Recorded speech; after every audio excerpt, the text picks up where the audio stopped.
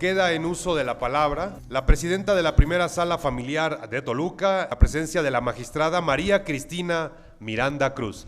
Adelante, maestra. Muy buenas tardes a todas y todos. Es un honor tener la oportunidad de compartir el día de hoy con el doctor Imer B. Flores. Primero, pues agradecerle a nuestro señor presidente, a su equipo de trabajo, que sin duda, sin su apoyo no podría ser dable precisamente estos congresos internacionales y tener a los profesionales de alto nivel, como es nuestro doctor Flores. Muchas gracias, señor presidente, por esta oportunidad y que seguimos aprendiendo y precisamente de la argumentación jurídica, que siempre es esencial en nuestra actividad diaria como juristas, no solamente como abogados postulantes, sino nosotros en la función jurisdiccional. Bien, me permitiré dar lectura de manera muy sintética de los logros del doctor Imer. Él es investigador de tiempo completo, titular C y definitivo en el Instituto de Investigaciones Jurídicas, adscrito a las áreas de Filosofía y Teoría del Derecho, Derecho Constitucional y Derecho Electoral. Uno de los fundadores de Problema, Anuario de Filosofía y Teoría del Derecho. Coordinador fundador de la Agenda de Deliberación Institucional y actualmente coordinador del Observatorio de Legislación y Adjudicación. Profesor en las divisiones de estudio profesionales y de posgrado de la Facultad de Derecho y tutor del programa de posgrado Todos de la UNAM. Licenciado y doctor en Derecho por la Facultad de Derecho de la UNAM, graduado en ambos casos con mención honorífica y maestro en Derecho por la Facultad de Derecho de la Universidad de Harvard. Miembro de la Academia Mexicana de Ciencias y del Sistema Nacional de Investigadores, del Consejo Nacional de Ciencias y Tecnología, CONACYT. Reconocimientos PRI DD y SN1, 3, actualmente miembro de la Comisión Dictaminadora del Área B, Ciencias Sociales.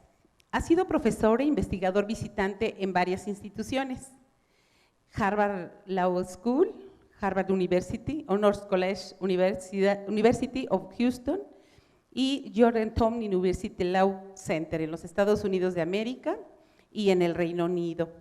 Ha sido asesor y consultor para la Comisión Económica para América Latina, de Naciones Unidas para USAID y más recientemente para el Secretariado de Commonwealth Británico. Autor de más de 150 artículos o capítulos de libro, así como autor, compilador, coordinador y editor de diferentes libros, entre ellos Problemas Contemporáneos de la Filosofía del Derecho 2005, Eduardo García Maínez 1908-1993, Vida y Obra 2007, Alternative Methods in Education of Philosophy of Law and the Importance of… y bueno, perdón, viene en inglés. Insumos para la Asamblea Constituyente de la Ciudad de México, Doctrina Constitucional Mexicana y Cómo combatir la corrupción 2017 y Transparencia Legislativa y Parlamento Abierto, Análisis Institucional y Contextual 2018. Pues bienvenidos, señor doctor. Yo quisiera suplicarles a todos los aquí asistentes, démosle un caluroso aplauso a nuestro ponente. Muchas gracias.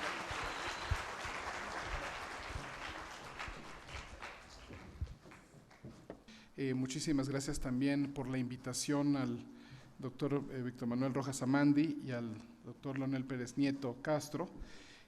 Y empiezo porque sí le hice caso a Víctor Manuel, toda la conferencia la escuché y me quedó muy claro la última idea que dijo, que era que había que empezar por la idea más importante, para que no se les olvidara. Entonces se las digo de una vez. Afortunadamente le puse atención hasta el final, porque si no se me hubiera escapado esa idea, pero bueno, va. Dice Ronald Dworkin que la filosofía del derecho es la parte general de la adjudicación, es decir, la decisión judicial, el prólogo silencioso a cualquier decisión jurídica. Me parece que no podría ser más acertada la frase, me parece que además me quedan como anillo al dedo para efectos del título de la ponencia que me corresponde o del enfoque que me corresponde, que es el rol de la doctrina jurídica en la argumentación jurídica, y en ese sentido, bueno, ese sería como uno de los primeros puntos que me gustaría como dejar muy clarito. esa vinculación entre los aspectos de filosofía y teoría del derecho, con los aspectos que parecen ser los más prácticos del litigante, del postulante, pero sobre todo, como bien lo decía la magistrada, de los magistrados, de los jueces, de los juzgadores. Y sobre todo me gusta mucho hablar de los modelos, porque me parece que es una forma que es buena para identificar lo que ofrece uno y lo que ofrece otro, contrastar un modelo con otro y en alguna forma ir viendo qué modelos nos parecen más, nos convencen más, nos parecen mejores. Y en ese sentido, en algún otro lugar, ahorita no es la línea que voy a seguir en la exposición del día de hoy, en algún otro lugar he insistido mucho que no tenemos por qué pensar que el derecho sea un modelo aplicativo, sino que el derecho es un modelo argumentativo.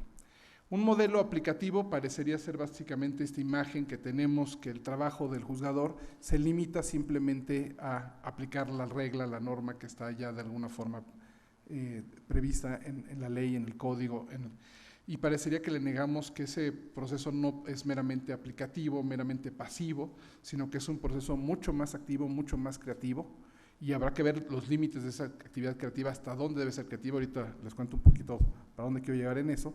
Pero sobre todo decía yo que en el modelo argumentativo tampoco me quisiera ir a un extremo en lo que el juez fuera completamente creativo y inventara cualquier cosa o cualquier cosa fuera de derecho, porque sigo creyendo que lo tiene que hacer a partir de los materiales que tiene ante sí. En ese sentido, insisto en la combinación, en el vínculo entre filosofía y teoría del derecho de un lado y la adjudicación o la decisión judicial del otro.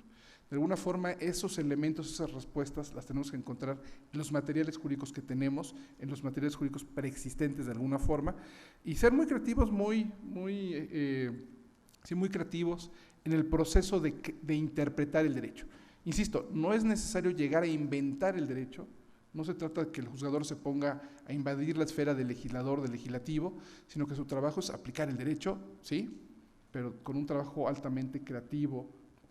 No meramente, ya lo decía también Víctor Manuel, no podíamos entenderlo como un meramente autómato reproductor de las normas, sino que él también está creando derecho, pero lo está haciendo a partir de los materiales jurídicos que él tiene ante sí, que tiene que interpretar.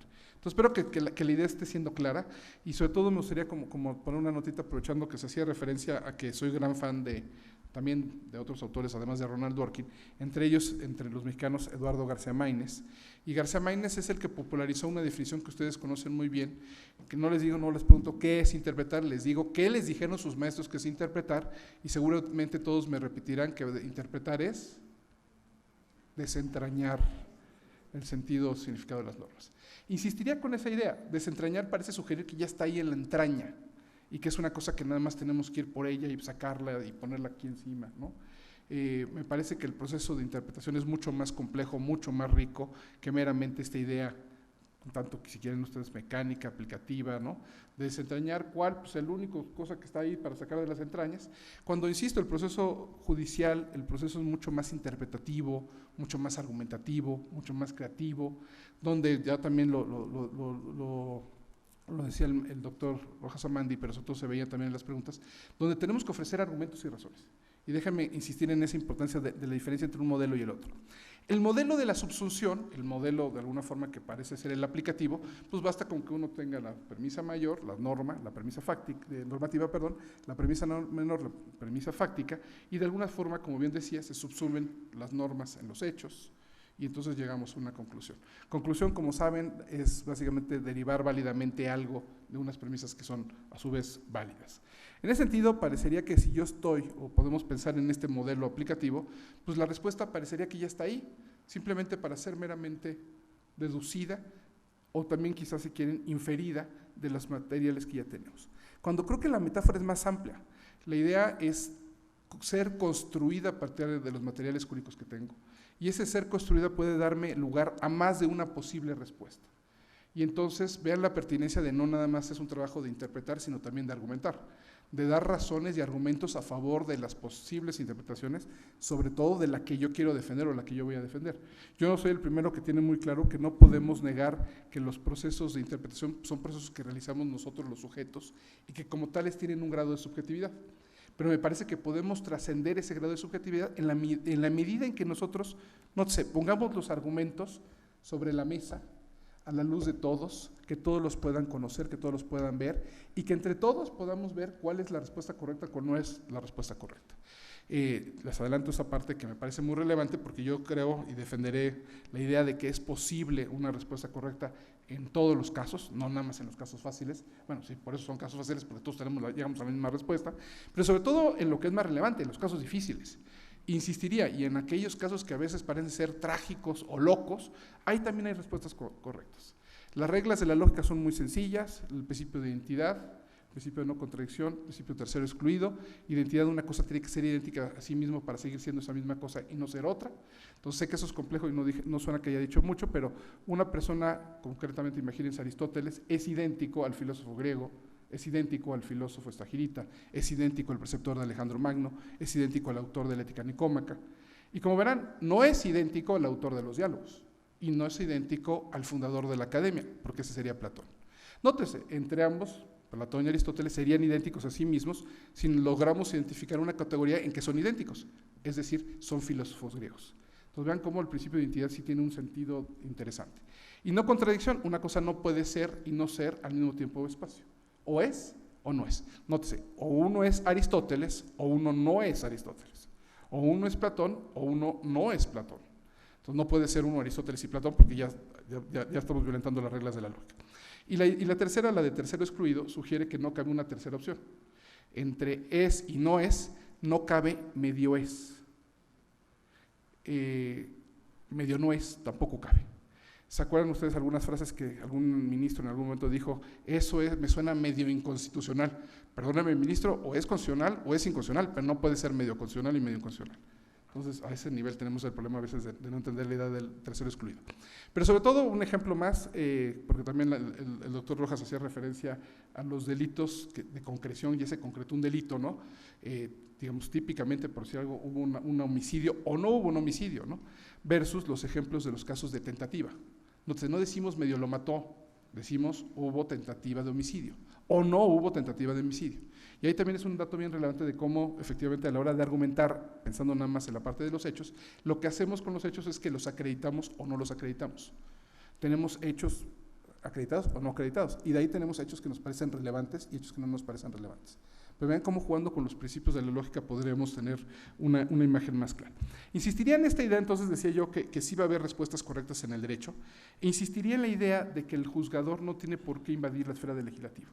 Hay una muy vieja polémica que a mí me encanta, me gusta mucho citar y recordar, cuando Jacobo I de Inglaterra, quien era a su vez Jacobo VI de Escocia, llega tras una carambola, ¿no?, a ser el rey de Inglaterra en la época en que Inglaterra era la gran potencia del mundo. Estamos hablando de alrededor del año 1600. Cuando primero, la historia es un poquito más larga, pero primero Enrique VIII, que no tenía hijos, se divorciaba, decapitaba, enviudaba, se divorciaba, decapitaba y acabó enviudando de sus respectivas esposas, tuvo hijas, ¿no?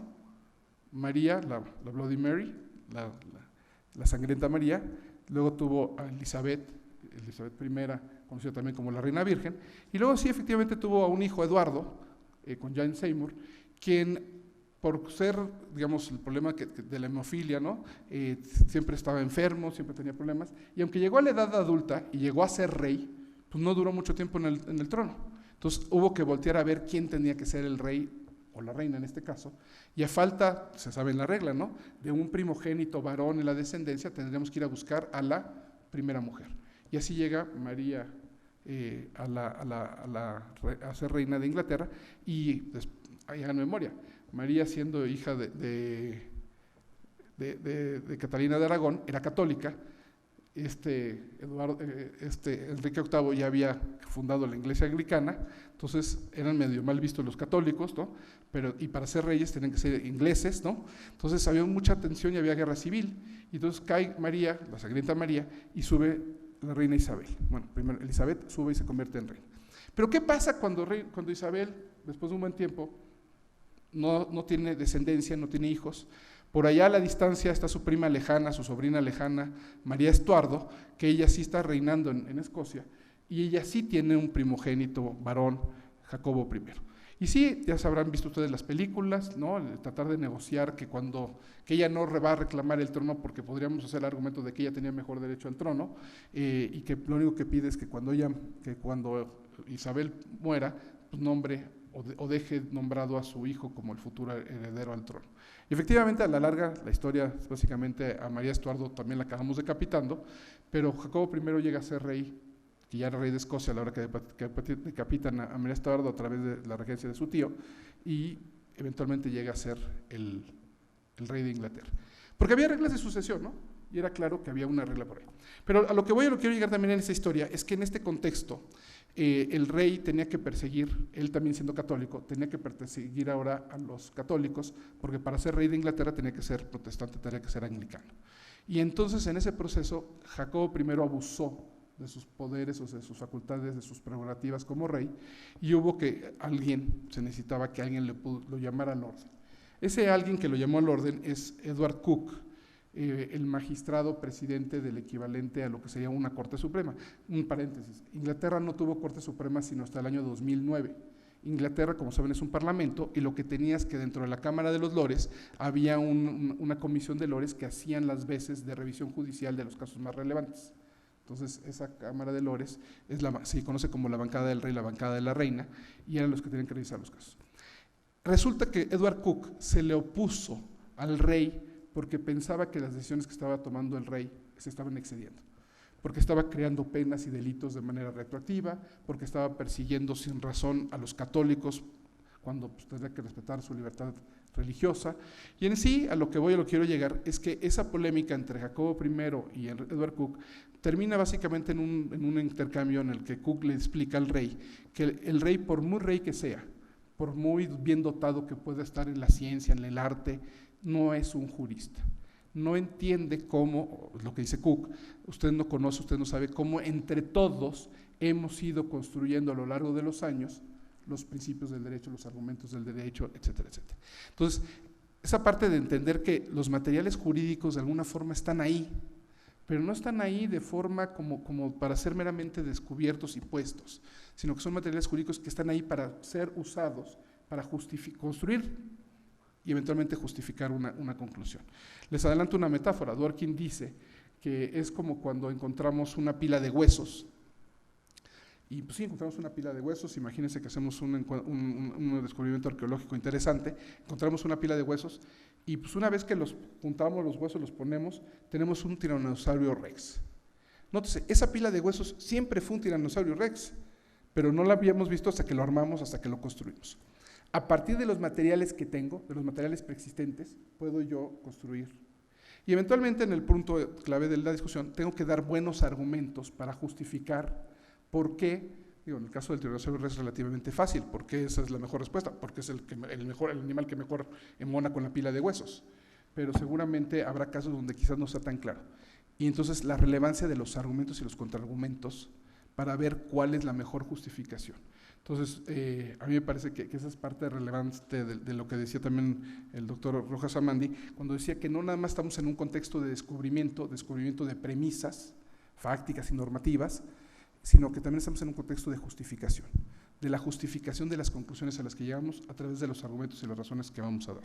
Y en ese sentido, en esta polémica que les contaba yo de Jacobo I y Edward Coke, les cuento, el abogado del rey era ni más ni menos que Francis Bacon. Entonces, una playa de figuras de la época, y Francis Bacon acuña una frase. Ustedes seguramente han visto que Francis Bacon es famoso por sus ensayos, ¿no?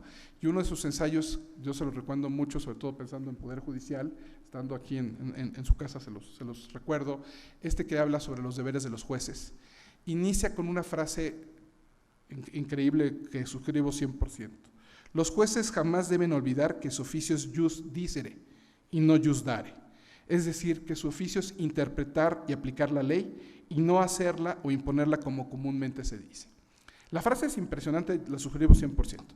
El contexto en el que surge es Francis Bacon criticándole a Coke, que Coke vino a limitar al Ejecutivo, al presidente, al rey, al monarca. Cuando además la teoría del soberano era que el soberano era ilimitado, que el soberano no había nadie que pudiera estar por encima de él. Y bueno, ya se acuerdan ustedes que luego decimos, bueno, sí está él, Está por encima de él Dios y la ley. Entonces, esa es parte también de las frases que se estaban discutiendo en ese momento. Como verán, en esta idea de los modelos de la decisión judicial, que es lo que a mí me interesa desarrollar, y ya les dije a grandes rasgos, me interesa defender un modelo más bien argumentativo, y ya les adelanté que me interesa que de ese modelo argumentativo nos quedemos con la parte de entender que no es inventar el derecho, es interpretar el derecho, es dar argumentos o razones de por qué esa es la respuesta correcta, esa es la mejor respuesta. Quizás no lo sea, pero por lo menos hacemos el esfuerzo, o debemos hacer el esfuerzo serio por llegar a esa respuesta correcta. Les adelanto que cuando hablamos de los diferentes modelos de decisión judicial, una caricatura muy simplona sería efectivamente por donde empecé yo, de decir que había un modelo en el que el juez se limitaría a ser un meramente pasivo, un rol meramente recreativo, reproductivo, de lo que ya está ahí, de lo que ya dijo el legislador. En cambio, como bien lo tienen ustedes claro, sobre todo pensando en jueces y en estudiantes de derecho, pues no puede ser así. El juez no puede meramente limitarse a aplicar las cosas, porque siempre necesita adoptar algún rol un poquito más creativo, un rol más productivo, ¿no? Y no meramente pasivo, decía yo, sino un rol más bien activo. Pero ahí habría que poner un matiz, tampoco es que nos veamos al otro extremo y que el rol del juzgador sea ponerse a legislar, ponerse a invadir la esfera, excederse. Entonces, se los adelanto, cuando alguien me dice que hay activismo judicial, yo les pregunto, bueno, sí, pero ¿de qué tipo? De un tipo inventivo, legislativo, cuasi legislativo, ese está mal, hay que efectivamente denunciarlo, criticarlo. Cuando el activismo judicial es que el juez se pone a pensar y a razonar, a ver cuál es la mejor interpretación y se esfuerza por darme argumentos y razones para justificar por qué llega a esa conclusión, yo soy el primero que aplaude a ese juez que asume un rol un tanto activo, ¿no? Pero dentro, insistiría yo, de sus atribuciones, de sus facultades. Entonces, como se podrán imaginar, esta imagen de estos dos extremos que podemos claramente caricaturizar, porque además una de las imágenes típicas, sobre todo si tomamos en cuenta el texto de Hart, de H.L. Hart, que se llama Formalismo y Escepticismo ante las reglas, es poner en un extremo el formalista y poner en otro extremo al escéptico ante las reglas. Un formalista parecería que es quien, siguiendo el modelo, como bien lo desnudaba Víctor, quien pretende que basta con meramente la subsunción, que basta con tener cuál es la norma y los hechos y se sigue la conclusión. Y esa vieja idea es muy cierta, ¿no? Supongo que más de una vez llegarán con la magistrada y le dirán, o más bien ella repetirá la frase célebre, usted deme los hechos y yo le daré el derecho, ¿no? Pero esa imagen creo que si bien me gusta la metáfora, me gusta la imagen, ¿no? O sea, sí el poder del juez, que es el que va a decidir cuál es la norma que aplica a esos hechos, ¿no? Pero quisiera como que nos lo tomemos un poco más en serio de que se necesita o no puede ser una mera subsunción, porque necesitamos un trabajo más bien justificativo. Les adelanto algo, si nosotros nos quedáramos con la pura decisión judicial, si nos quedáramos nosotros con la pura decisión judicial, parecería que nada más bastaría con que el juez decidiera el caso concreto, pero de todos modos el juez tiene que preocuparse por llegar a una conclusión en este caso, y yo diría también para casos futuros. Entonces, ¿qué es lo que sí creo que puede crear el juez en un caso concreto? Pues de entrada, como diría que él, es en la norma individualizada. ¿Cómo pasamos de esas normas generales y abstractas, las llevamos a ser normas particulares y concretas, a través de individualizar, como estuvo él diciendo, individualizar una pena, individualizar una resolución para esta compraventa, para este contrato, para esta disputa entre dos o más partes, y en ese sentido me parece que ahí está claro de entrada un nivel creativo del señor juzgador. Pero además ese mismo señor juzgador tiene que crear criterios o presentes de interpretación. En el proceso de darnos sus resoluciones, sus sentencias, sus puntos resolutivos, nos tiene que dar los argumentos de por qué es esa forma de entender el derecho, por qué esa forma de interpretar el derecho, por qué esa forma de considerar que se acreditan los hechos como válidos, como acreditados, como relevantes, y por qué considerar que esas son las normas que debo. Entonces, quizás algo que habría que tener muy presente si pensamos en la lógica en dos extremos, la lógica analítica, la lógica formal, donde típicamente pensamos en la subsunción, y la lógica dialéctica, la lógica de la tópica, de la retórica, ¿no? Donde y piénsenlo ustedes cómo se puede parecer a mi punto resolutivo, efectivamente esperaría yo que se parezca a un silogismo deductivo, donde esté acreditado un hecho, está acreditada cuál es la norma aplicable para ese hecho y se siga la conclusión. Pero también pensaría yo que eso no me está diciendo nada de dónde salieron las premisas y que en ese sentido tendría yo que recurrir también a la lógica dialéctica, a la lógica de la tópica, a la lógica de la retórica, para pasar mis premisas, ponerme de acuerdo, convencido de cuáles son los hechos que están acreditados para el caso y cuáles son las normas que podríamos, la norma aplicable al mismo, y pasarlas al otro lado, y efectivamente que se pueda seguir el silogismo deductivo. Pero como verán, estos procesos no pueden ser, como decía yo, caricaturizados en una versión de una jurisprudencia meramente de subsunción, una jurisprudencia meramente formalista, una jurisprudencia mecánica, donde todos necesariamente vamos a llegar a la misma conclusión.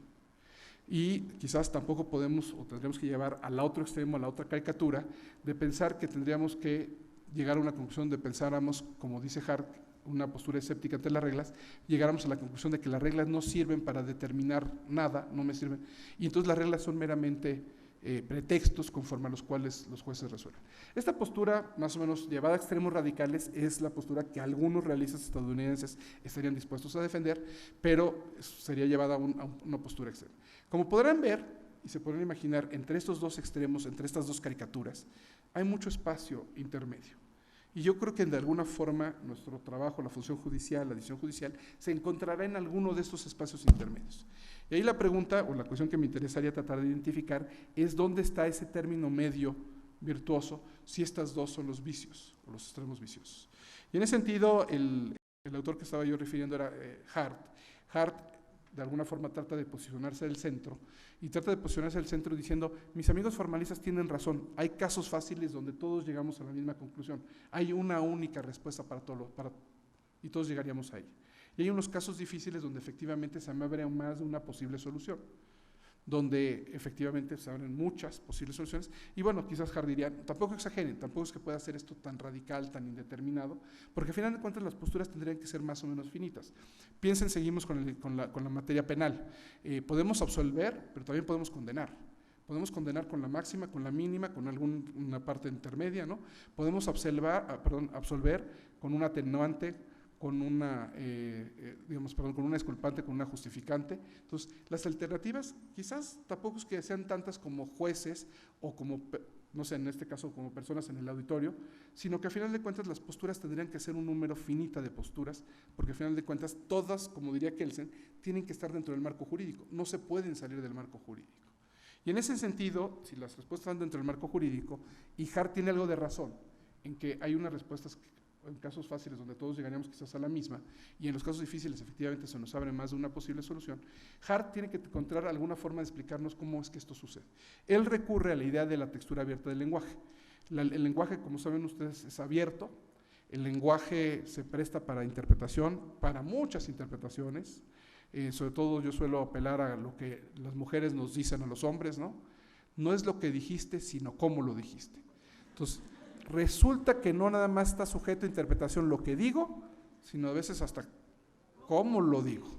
Entonces, quisiera nada más como retomar ese punto para que vean la relevancia de que efectivamente el lenguaje está abierto.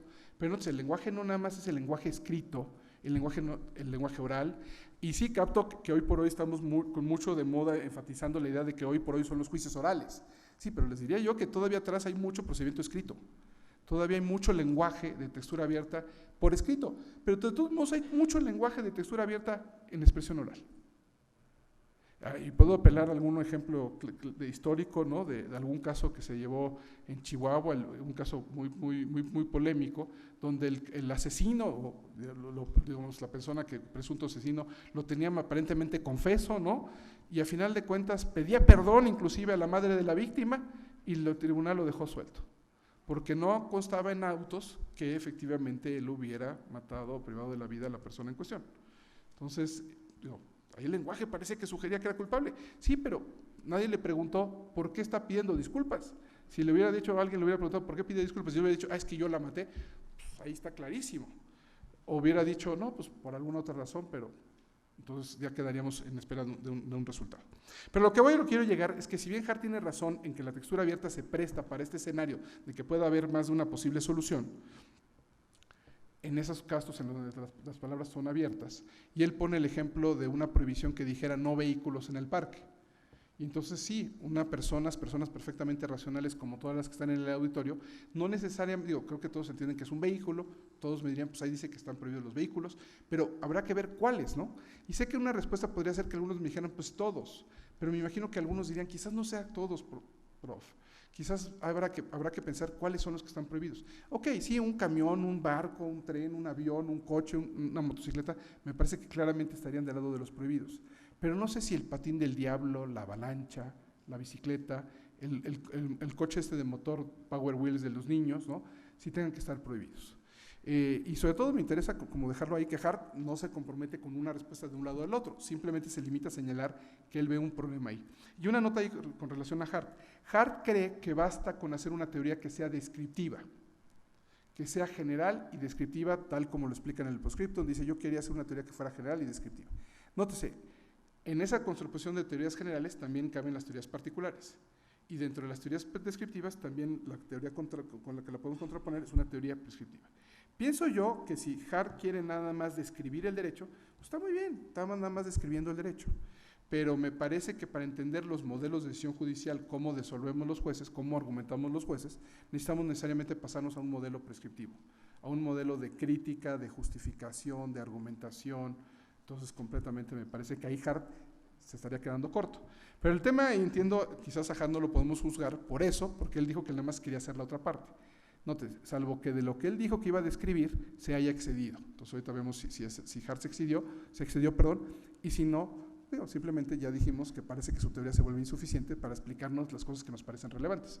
Como decía yo al inicio, ya está de regreso Víctor, decía yo que para que se acuerden hay que decir las cosas al principio, ¿no? Siguiendo que tú lo dijiste al final, pero yo lo dije desde el principio, que decía Dworkin, y lo repito ahí para que no se les vaya olvidando a los que llegaron tarde, que la filosofía del derecho, la teoría del derecho, es la parte general a la adjudicación, a la decisión judicial.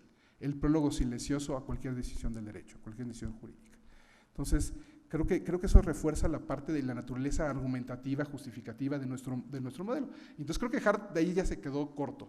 Pero entiendo, si estamos jugando en un modelo descriptivo, pues tiene razón él en que se le van a abrir casos fáciles, casos difíciles. Pero el problema con Hart es qué propone él para hacer en los casos difíciles.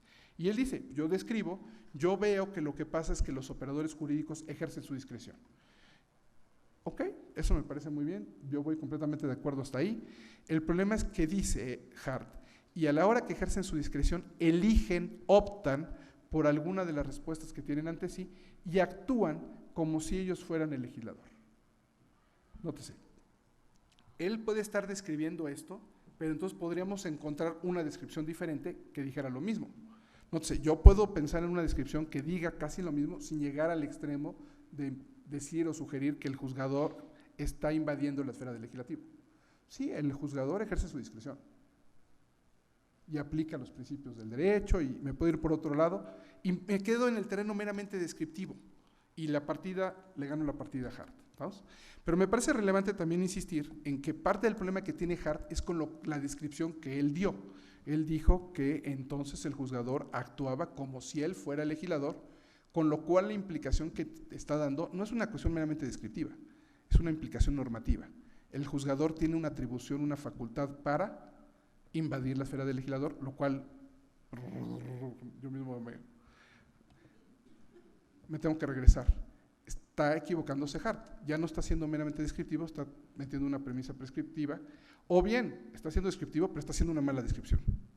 Y si su descripción me lleva a violar el derecho, pues tendré que encontrar una descripción que no me llevara a violar el derecho. Si su prescripción me está justificando que el juzgador actúe como el legislador, pues está justificando que invada la esfera del legislativo. Entonces, ninguna de sus dos versiones, tanto la descriptiva como la prescriptiva,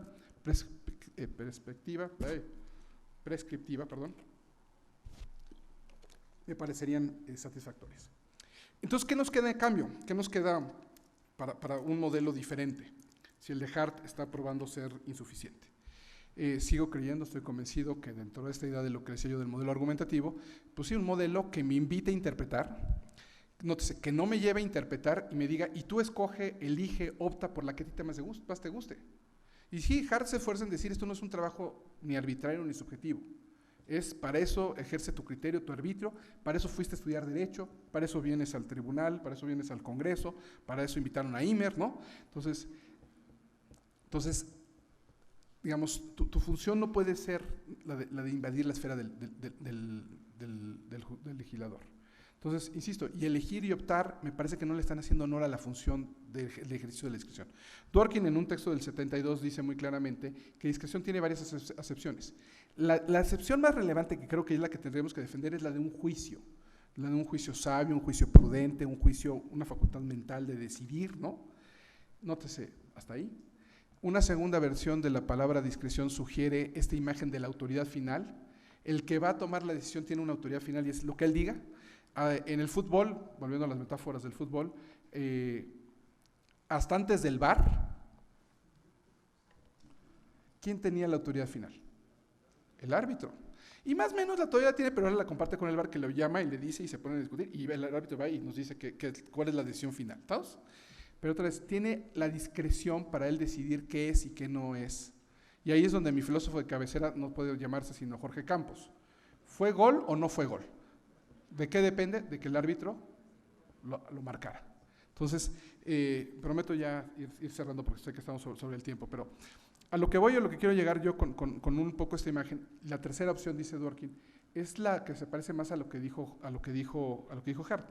Una elección, en inglés la palabra es choice, optar, elegir alguna de las alternativas que hay, y hagan memoria, ¿cuántas de nuestras atribuciones que tenemos, las autoridades, los funcionarios, son facultades o atribuciones discrecionales, que puedo ejercer o no ejercer? Elijo entre ejercer o no ejercer, elijo entre unas u otras. Pero nótese, la función jurisdiccional no permite esa opción. El juez tiene que resolver sí o sí. El juez no puede dejar de resolver un caso que tenga ante sí. Tiene que proceder, como bien lo han dicho, esto está clarísimo, tiene que proceder a interpretar el derecho. Y en su caso, quizás inclusive integrar. Y para hacerlo tiene que apelar a los principios y tiene que apelar a la equidad, a la justicia o cualquier dimensión de moralidad.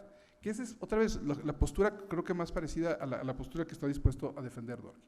Entonces Dworkin, en este proceso, si nosotros, en lugar de ejercer la discreción en ese sentido fuerte, de casi legislativo, casi inventivo, de ponerme a legislar, a invadir la esfera del legislativo, pues tendría la posibilidad de ejercer una discreción un poco más débil, que sería básicamente apelar a los principios.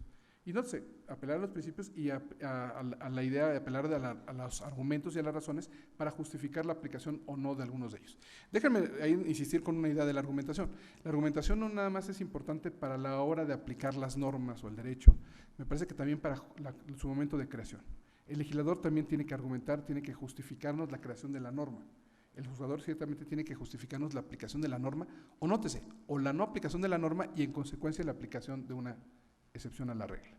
Y en ese sentido me parece que sin duda el modelo de Dworkin es un modelo mucho más productivo que el modelo del juez de Hart. El juez Hart, como saben, podríamos llamarlo Herbert, ¿no? El juez de Dworkin, perdón, se llama Hércules, y en ese sentido el problema o la nota es que uno me lleva necesariamente, sí, dijimos asumir un rol activo, creativo, productivo, pero uno se va además a ser legislativo, inventivo, cuando podemos quedarnos un pedazo antes y pensar en un rol que fuera, digamos, insisto, activo, creativo, productivo, pero interpretativo. Sí, que le ponga buen peso o buena carga a la labor de dar argumentos o razones que justifiquen esa interpretación, esa conclusión, y no cualquier otra de las conclusiones. En el caso para ir cerrando, decía yo el ejemplo de Hart de los no vehículos en el parque. Entonces, ¿cómo realmente tendríamos que resolver eso? Creo yo apelando a principios. Y entonces tendríamos que preguntarnos varias cosas. No sé, no nada más qué son los vehículos, sino también qué es un parque. ¿A qué vamos al parque? De forma tal que el día que un chico que se llama Freddy, quiere aprender a andar en bicicleta porque se viene una carrera de bicicletas, y entonces pues quiere ir al parque a practicar, a aprender a andar en bicicleta, y su madre, bueno, pues lo lleva al parque, y un día el policía le dice, usted no puede pasar, porque mire el letrero que dice ahí, prohibido los vehículos en el parque. Oigan, pero esta es una bicicleta, y eventualmente se pueden imaginar los dimes y diretes, pero no lo dejan entrar con la bicicleta. Resulta que la mamá se enoja mucho, va ante un tribunal, pensemos que el Poder Judicial de aquí del Estado de México, y eventualmente la magistrada tiene que resolver si tiene o no tiene razón la madre del chico Freddy, la señora Mercury, ¿no? Si tiene razón o no tiene razón en que su hijo con la bicicleta o no debe pasar. Yo pensaría que si vamos a jugar el modelo de Hart de pues ahí, señora magistrada, ejerza su discreción, elija, opte por la que a usted más le guste, pues ya para eso sacamos una moneda y echamos un volado. Pero creo que si apelamos a la idea de los principios, si apelamos a la idea de que ahí está la respuesta y que está preestablecida, que está a partir de los materiales jurídicos, pues tendríamos que hacer un trabajo más serio de preguntarnos para qué vamos al parque y preguntarnos qué son los vehículos y preguntarnos de alguna forma si es compatible las bicicletas con el parque. Si las bicicletas y el parque son incompatibles, prohibidas. Pero si las bicicletas son compatibles con el parque, creo que tendrían que estar permitidas.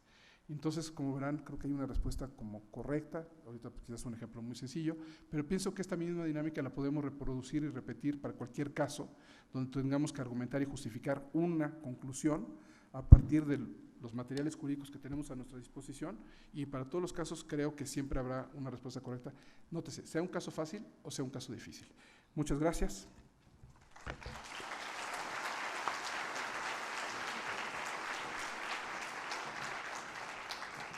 Gracias, doctor, por hacer este recorrido interesante de todos nuestros autores, de nuestros teóricos, que finalmente siempre echamos mano de ellos, ¿verdad? Qué difícil es tratar de ser un juez Hércules, pero comparto la opinión del doctor Imer, porque el hecho de tener casos sencillos y difíciles, verdaderamente a veces tal pareciera que uno fuera tan fácil, pero se convierte en difícil. Pero ¿cómo buscar esa respuesta única, esa respuesta correcta, esta respuesta atinada, esta respuesta justa? Y precisamente bajo ese tenor, comentando yo con mi ponencia, doctor, siempre les decimos, hay que tratar de convencer con razones, con argumentos suficientes, hasta para que el perdedor, porque que quede convencido de que es una resolución que reúne esta verdad. No es fácil ser un juez Hércules, pero bueno, luchemos por serlo, sigamos preparándonos. Veo que hay muchos estudiantes de las facultades. La verdad es que es un gusto que estén interesados en esta área tan específica, tan bella, porque finalmente aquí se habla de que un juez, un abogado litigante o a lo que ustedes se dediquen, finalmente tenemos que hacer uso precisamente de ese ser artista.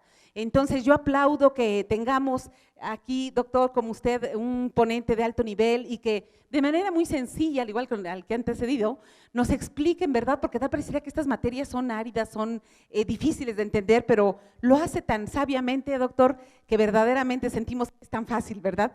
Mil gracias, de nueva cuenta, pues un aplauso para nuestro ponente y él muy generosamente nos señalaba que habría un espacio de preguntas y bueno, 2 preguntas, sería para el efecto de quien guste hacerlas, pues está aquí el doctor a sus órdenes. Doctor, muy buenas noches. Antes que nada agradecerle la presencia y la ponencia que acaba usted de impartir. La pregunta es respecto a la postura que asume cuando refiere, el juzgador no tiene por qué invadir la esfera del legislativo.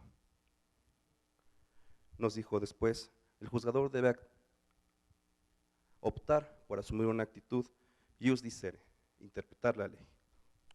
La pregunta es esta, ¿considera usted que los jueces no deben llegar a la inaplicación de las normas en los casos puestos a su consideración en el ejercicio del control difuso constitucional? Sí, no, ¿y por qué? Gracias. Bueno, obviamente es una pregunta diferente a más o menos lo que había expuesto yo, pero bienvenida, complementa la exposición. Yo soy de la idea que el juez tiene que interpretar la ley.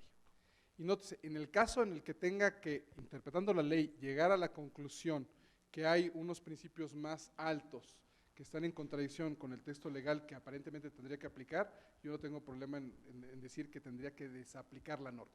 Ahora, la pregunta tiene un trasfondo interesante, que es que si eso no contradice parte de lo que estoy diciendo. Creo que no, porque es lo siguiente. En su momento, Hans Kelsen, que es, como saben, el que acabó fundando la imagen de que debería haber un control concentrado, un tribunal especializado en declarar la inconstitucionalidad de normas, él entendía muy bien esta imagen de que esa función podía ser de legislador negativo a la hora de declarar la inconstitucionalidad. Entonces, en ese sentido, lo que diría yo que hoy por hoy es la posibilidad de que los jueces, apelando a otras normas, apliquen otras normas.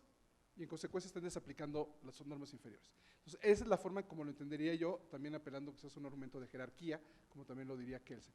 Y en ese sentido no vería yo una contradicción en argumentar las dos. Entonces, el problema creo yo es si dijéramos, se permite que el juzgador sea el legislador positivo, que sea el que cree el derecho para aquí hacia adelante, con un agravante todavía mayor, que Dworkin detecta muy bien cuando le critica a Harlow de que estarías invadiendo la esfera del legislativo, y le dice, y además lo estarías haciendo de manera retroactiva.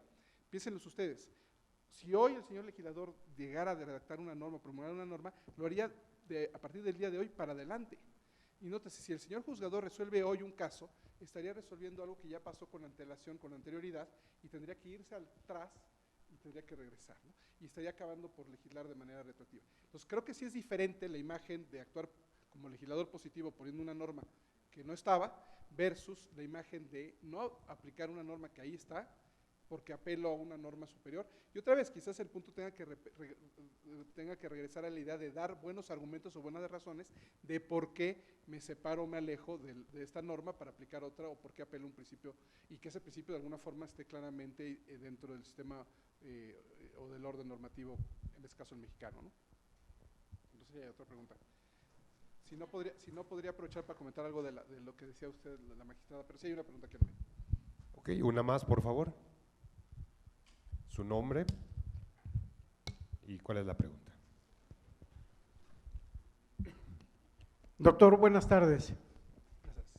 Y gracias por la excelente ponencia. Tengo una duda muy grande, doctor, en relación a un apartado que se establece en la Constitución, en el artículo 1 constitucional, donde ya nos habla precisamente sobre interpretación de normas de derechos humanos en una interpretación conforme, y además nos da ya un fin, que es la situación de la protección más amplia a la persona. ¿Dentro de qué rol ubicaríamos esta disposición legal donde ya nos está especificando los supuestos dentro de los cuales se va a dar la interpretación y el fin al que nos va a llevar? Cuando sabemos de antemano que los derechos humanos también son ambivalentes y que pueden contraponerse en un momento determinado en un asunto en específico. ¿Cuál sería su postura a ese respecto? Muy bien, digamos, habría varias cositas que comentar y no quisiera extenderme mucho porque sé que el tiempo siempre apremia, pero cualquier cosa también con mucho gusto, si hay más dudas o preguntas, con mucho gusto después le podemos seguir de la sesión. En el punto diría yo lo siguiente. Primer párrafo del artículo 1 constitucional nos dice ahora que los derechos humanos son tanto de fuente nacional como de fuente internacional. Entonces, no nada más hay que hacer esta imagen de buscarlos en mi sistema normativo, sino también en los tratados internacionales. Con una aclaración, es control de constitucionalidad, ¿no? Y los tratados que hemos celebrado nosotros no es que son cualquier tratado que esté allá afuera, sino los tratados que son obligatorios para el Estado mexicano. En el segundo párrafo, efectivamente, es también parte de esta referencia de cómo se debe interpretar. Y lo que quiere decir esa idea de interpretación conforme a la Constitución no es por irme por un tratado, me olvida de lo que el marco jurídico mexicano me está pidiendo, y tengo que entender esos tratados a esta luz del propio derecho mexicano, ¿no? Conótese con las limitaciones y restricciones que ya hemos reconocido nosotros, que luego quizás a veces nos podemos estar equivocando en alguna de ellas, ¿no? Piensen en el arraigo, alguna figura. Entonces, una interpretación conforme parece que dice, bueno, está ahí la figura del arraigo, aunque sea contradictoria con todos los tratados y convenciones de derechos humanos, pero aquí la tenemos admitida como una medida de excepción, una medida que poco a poco vamos expulsando del sistema, le vamos reduciendo los tiempos, ¿no? Entonces, pero sobre todo la idea de la interpretación conforme, por un lado, pero sobre todo el principio pro persona, me parece que viene a ser muy claro y muy contundente en esta idea de encontrar cuál de las interpretaciones es la que es más benéfica. Y en ese sentido, pues, ligándolo con la pregunta anterior, si la interpretación que me llevaría a esta ley resultaría ser perjudicial, no sería ser la mejor, ¿no? Y entonces tendría que irme a una interpretación que, apelando a un derecho constitucional, a una norma constitucional, quizás podría ser más favorable a la persona. Entonces, en ese sentido, creo que se ligarían las dos preguntas, y me parece que por eso es relevante entender la idea de los principios. Y insistiría en una nota, porque hay también esta visión las reglas y los principios, y me trato de ser muy breve. Dworkin en el 67 dice, además de reglas, hay otros estándares que son principios, y que tienen la característica de no ser reglas, básicamente lo que dice en el 67. En el 72 dice, y lo relevante en esta relación entre reglas y principios es cómo usamos los principios para justificar las reglas. Insisto, como decía yo en mi ponencia, la creación y luego eventualmente la aplicación. Pero algo de lo que está implicado en esta idea es que las reglas, dice Dworkin, están unidas y ligadas en cadenas de validez. Una regla le da validez a otra y todos tienen cierta validez. Los principios, en cambio, son válidos por sí mismos porque pertenecen al mundo de los valores, son valiosos. Y el mundo de los valores tiene una cosa que es que está todo el mundo de los valores unido, entrelazado. Las reglas pueden entrar en conflicto así muy claro, porque no podemos tener una regla que prohíbe y una que permite. Entonces tengo que resolver ese conflicto maximizando una y minimizando la otra, a favor de la que prohíbe o a favor de la que permite, y sí tengo algún criterio por persona que me permita ayudar a tomar una decisión en favor de una o la otra, ¿no? Pero sobre todo los principios vienen entrelazados, amalgamados, vienen todos juntos. A veces digo yo la metáfora como los muéganos, no sé si aquí todavía en el Estado de México también los entienden igual que en la Ciudad de México, que son estos pedazos de masa con una melcocha de caramelo de alguna forma, entonces que a la hora que uno se quiere traer un muégano se vienen todos, ¿no? Así pasa con los principios, así pasa con los derechos. No puede haber realmente un conflicto porque son la misma cosa. Si hay tensiones, si hay, creo yo, de alguna forma un aparente conflicto, una colisión, como diría Alexi, y que tenemos que resolverlo, y no lo podemos resolver dándole todo el peso a un principio o al otro, a un derecho o al otro, sino que tendríamos que encontrar el punto de equilibrio, el balance entre esos derechos que están en tensión, cuál sería el óptimo de la convivencia, la coexistencia de esos dos, porque están entrelazados, amalgamados, y la otra metáfora podría ser como la hebra del queso Oaxaca, ¿no? Cómo lo vamos desenhebrando y vamos llegando hasta el fondo del queso, ¿no? Y ahí están todos los principios de alguna forma entrelazados. Es el mismo queso Oaxaca, aunque empecemos por acá, vayamos por acá en la hebra, ¿no? Muchas gracias. Gracias, doctor. Muchas gracias, doctor, por ser tan generoso con este auditorio que le escuchamos atentamente y pues esperemos verlo de nueva cuenta muy pronto por acá. Con la enseñanza de mi escuela judicial, poder judicial mexiquense y su escuela judicial, orgulloso fruto soy de su simiente y del conclave